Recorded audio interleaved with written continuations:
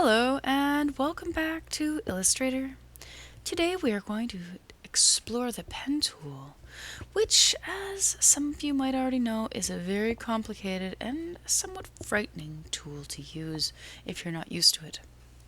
However, there are certain factors that are in play when you're using this tool, and understanding what these are will definitely help in the process. Using the pen tool really does enhance what you're capable of doing with Illustrator. And once you know the basics, I think you're going to love it. So first, the pen tool is just another game of connect the dots. So every time you click, you select an anchor point and select another anchor point, you're just connecting one dot to another, but you're connecting them as you go. Secondly, creating a Bezier curve. When you're doing so, you actually are dragging handles or anchor points in the opposite direction that you want your curve to go, which is actually the opposite to what you would do in real life when you're using a pencil or a pen. Pressing the Option and clicking or Alt clicking on one of the handles will actually deactivate that specific handle and allow you to change the direction of your curve, as I've done here. And from here, let's actually see what the pen tool can do. So initially, you'll need to create a new document, a new artboard, and you will click over here on the pen tool. First, you need to click your first anchor point and select it, and then you can click elsewhere and select another anchor point, and you'll notice that I've created a simple straight line with the pen tool. I'm going to step backwards.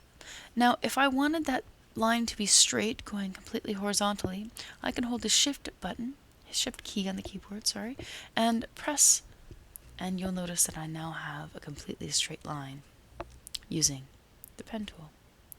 Okay, so to deactivate this, I need to press the letter V or choose one of the selection tools and click off of our deactivate this selection. I'm going to choose the pen tool again and create a new anchor point. I'm then going to go over here and click another anchor point and drag down, and you'll notice that depending on where my anchor point or my handle is will depend on where this line, the curve goes. And you'll notice that as I drag down, my curve goes up. I'm then going to click over here again and do another drag. Now I have an interesting looking curve, but now what if I want to change the direction of this? I don't want it to be a smooth flowing curve.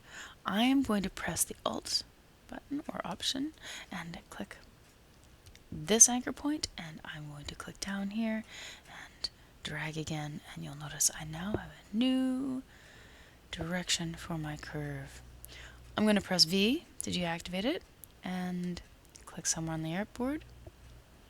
Now I'm going to do this again. This time we are going to do something really interesting. We're going to actually make an egg out of this and create a 3D object, which is really the kind of thing you want to end up doing with the pen tool.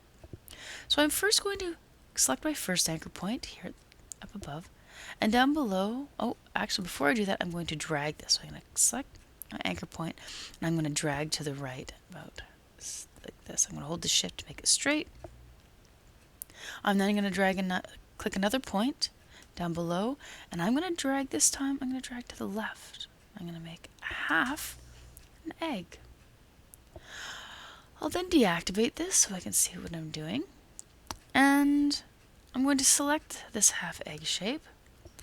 I'm going to select my fill color and make it none, and I'm actually going to change my black stroke color to, let's choose a bright yellow. Okay, wonderful.